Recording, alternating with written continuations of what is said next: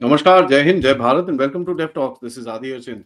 कल बांग्लादेश की सड़कों में कल क्या पिछले एक हफ्ते से बांग्लादेश की सड़कों में हम देख रहे हैं कि भाई जिहादियों का पूरी तरह से एक घेरा बन चुका है। घेरा इस तरह बन चुका है कि भाई हिजबुल तहरीर वाले पूरा एक कब्जा कर चुके हैं और आपको दिखेगा कि भाई साहब आई मीन लिटरली जो चीज ये छुपा रहे थे हिजबुल तहरीर का, आपको समझ में आना चाहिए। वो महफूज आलम जो इसका काफी सीनियर एडवाइजर है, उसका वो बंदा है, लेकिन इस चीज को वो छुपा के रख रहे थे। और जब तक ये पूरे हिजबुल तहरीर के बंदों को छोड़ छोड़ रहे थे एक एक करके, वो उसको छुपाते छुपाते छोड़ रहे थे।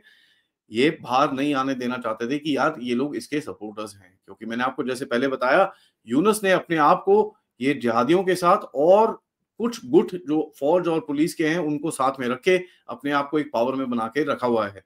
Because at the end of it इनको ये पता है इनके पास स्ट्रीट पावर है, और ये स्ट्रीट पावर के हिसाब से उसी स्ट्रीट पावर के तहत उसमें से ये स्टूडेंट्स वूडेंट्स को निकाल के इन्होंने एक पॉलिटिकल पार्टी बनाई है for basically sustenance of that power.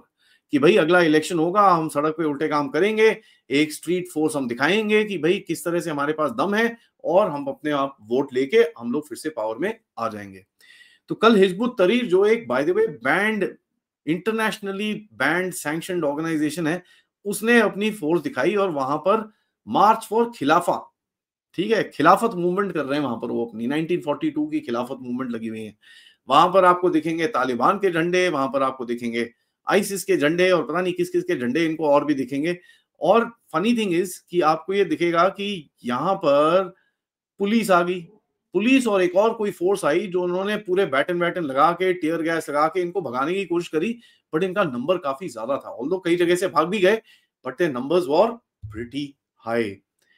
अब देखिए 2 हफ्ते हो चुके हैं इसको, और बोलते हैं कि 101 साल हो चुके हैं ग्लोरियस खिलाफत खिलाफत खलीफा जो था वहां पर मिडिल ईस्ट के अंदर।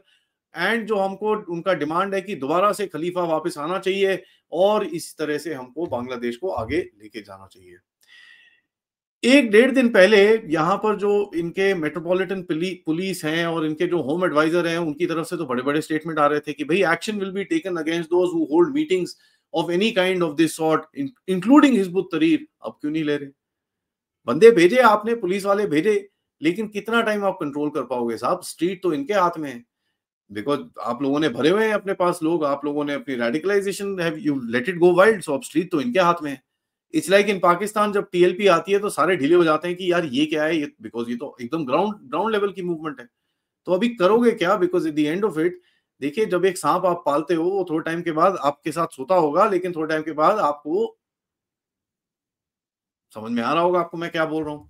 देखिए these were the thousands that they brought to the streets themselves, ठीक है। और मैं ये बड़ा क्लियरली बोल रहा हूँ, ठीक है आपने एक जगह पे थोड़ी ठुकम ठुकाई कर दी, take a large action, let us see after that what happens. And Bharat की तरफ से कल एक स्पेशल स्टेटमेंट आया, एमईए की ब्रीफिंग की तरफ में भी बोला गया कि साहब there is a serious concern about law and order crisis in Bangladesh, and इन लोगों को कुछ करना चाहिए। एंड वी नो दैट जिस तरह से इन लोगों ने एक्सट्रीमिस्ट को रिलीज कर रखा है, this is a bad situation. अब पंगा क्या है, एक तरफ ये एक्सट्रीमिस्ट है, दूसरी तरफ बैठे हैं रोहिंग्या। यूनाइटेड नेशंस के जो फूड एड है रोहिंग्या के लिए, उन्होंने बोला है कि साहब हमारे पास पैसे पूसे हैं नहीं, हम पहले एक रोहिंग्या को 12.5 या $13 एक दिन के देते थे, अब वो काट के हम $6 कर देंगे। तो रोहिंग्या कम्युनिटी एसोसिएशन रो रो के भी परेशान हो रही है। अब ये चीज मैं जरा दोबारा से मोहम्मद यूनुस से पूछना चाहता हूं डायरेक्टली, और उसके जितने टट्टू है ना, फॉर एग्जांपल जॉन डैनियलोविच, जो बाय द वे इस टाइम पे बांग्लादेश में फीस खा रहा है, बट इन एनी केस इनसे ये पूछना है कि साहब ये बताइए, जब डोनाल्ड ट्रंप ने यूएसएआईडी बंद किया था तो आप तो बड़ा थैंक यू बोल रहे थे कि नहीं जी, आपने तो रोहिंग्या के लिए तो सब कुछ खोल के रखा हुआ है। तो अब भी जब ये सब हो रहा है तो आपका थैंक यू कहाँ गया? जरा मुझे भी एक बारी ईमेल या get in touch with me या कमेंट बॉक्स में जरूर बता दीजिएगा। एंड यार देखो, इलेक्शन कराने का इनका कोई इरादा है नहीं, क्योंकि इनको पता है ये जो यूथ लेड पार्टी जो नई बनाई है, नेशनल क्या नागरिक नौगरिक पार्टी और व्हाटएवर इट इज, ठीक है, मैं तो उसको किंग्स पार्टी ही बोलूंगा, because I know they don't like it being called the Kings party. ये कहते हैं कि यार इलेक्शन जरा डिफिकल्ट है, कर नहीं पाएंगे, क्यों? क्योंकि यार अभी इनको एस्टैब्लिश होना है, they want to establish their ground support, अपने वर्कर्स एस्टैब्लिश करने हैं, थोड़ी मारम कुटाई करने की चीजें करनी है, ये सब चीजें करना है, तब तक ये चीजें एस्टैब्लिश नहीं कर पाएंगे। अगर ये उससे पहले इलेक्शन में चले गए, सो दे माइट जस्ट लूज, और ये अगर हारे और दूसरा कोई आ गया, तो फिर इनके भी वही हाल होंगे जो ये अभी अवामी लीग का कर रहे हैं। तो इनको ये पता है, they know they have to grab power and stay in power, otherwise it's not that difficult. और भारत की तरफ से प्लस कुछ और जगहों की तरफ से भी काफी एक पुश आ रहा है कि आप इलेक्शन करिए। हैविंग सेड दैट, मैं आपको एक वीडियो दिखाता हूं। यहां पर जो आपको दिखेगा कि ये जो ये जो यूएन वाले हैं, ठीक है, Walter Turk for example, Walter Turk साहब यूएन के ह्यूमन राइट्स एम्बेसडर हैं। देखिए क्या कहते हैं अबाउट बांग्लादेश, जरा सुनिए इसको, फिर then we will talk about it. In essence, from both small to large, nations are not taking this international multilateral human rights machinery seriously. Well, I can give you examples where it is taken seriously. I'll give you the example of Bangladesh last year. During July, August, there were massive demonstrations of students. They had enough of the previous government under Sheikh Hasina. There was massive repression happening. The big hope for them was actually our voice, was my voice, was also what we were able to do. And we put the spotlight on the situation. And we actually gave the warning to the army that if they get involved, it means that they may not be able to be a troop contributing country anymore. As a result, we saw changes. The problem is ये इतने arrogant हैं कि they keep coming out and saying कि साहब हमने किया यार, हमने किया यार, हमने किया यार। और यही ह्यूमन राइट्स वाले आज जरा चुप हैं, और यही ह्यूमन राइट्स वाले आज रिपोर्ट्स निकाल रहे हैं भाई शेख हसीना के टाइम पे ये हुआ। अरे वो टाइम ठीक है, जो भी हुआ, अभी तो बताओ उसके बारे में थोड़ा चुप्पी है, क्योंकि यूनिस और ये वॉल्टर टर्क काफी दोस्त हैं, सेम ही इकोसिस्टम से आते हैं। बांग्लादेश की पुलिस की तरफ से काफी एक क्राइसिस, काफी चीखें निकल रही है कि साहब we don't have the force to handle this kind of a crisis. हर जगह आग लगी हुई है, ये कैसे हैंडल करेंगे हम लोग, we can't do it, so there is a problem. अब देखिए when all else fails, Yunus कहां बैठता है आके, हम शेख हसीना को वापस लेके आके सजा देंगे, हम ये करेंगे, हम वो करेंगे and all that stuff.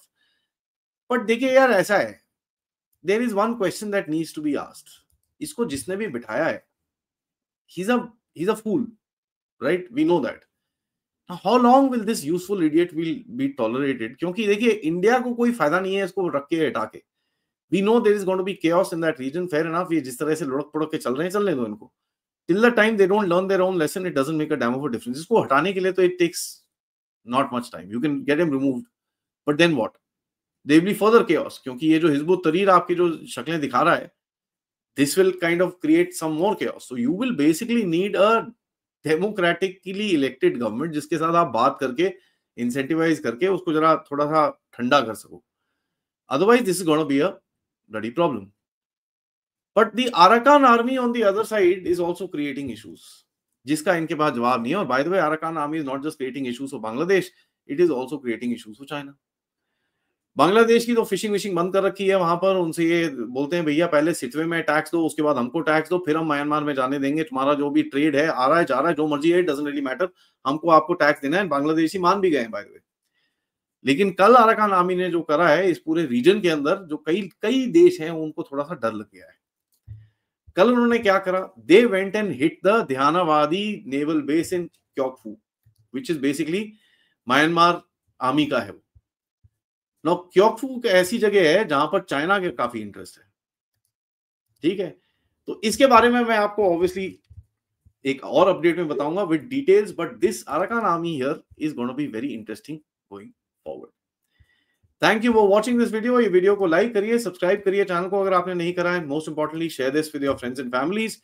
And आप सबसे मेरा एक ही रिक्वेस्ट है यार, please don't forget to check your आपका जो नोटिफिकेशंस, आपके सब्सक्राइबर्स, क्योंकि कुछ ना कुछ गड़बड़ से मैंने काफी जगह पे सुना है कि सब्सक्राइबर वो निकल जाता है आपका। So please check all that, and आप लोग इस चैनल की तरफ कंट्रीब्यूट भी कर सकते हैं यूजिंग द QR कोड, या फिर पेपैल, या फिर सुपर स्टिकर्स, सुपर चैट्स, या आप मेंबर्स भी बन सकते हैं।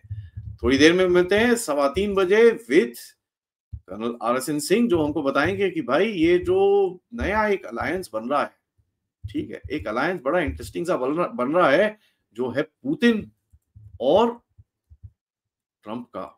तो इसमें क्या गेम है, कैसे आगे जाएगा, इसके बारे में थोड़ी सी आगे बात करेंगे। थैंक यू सो मच, नमस्कार, जय हिंद, जय भारत।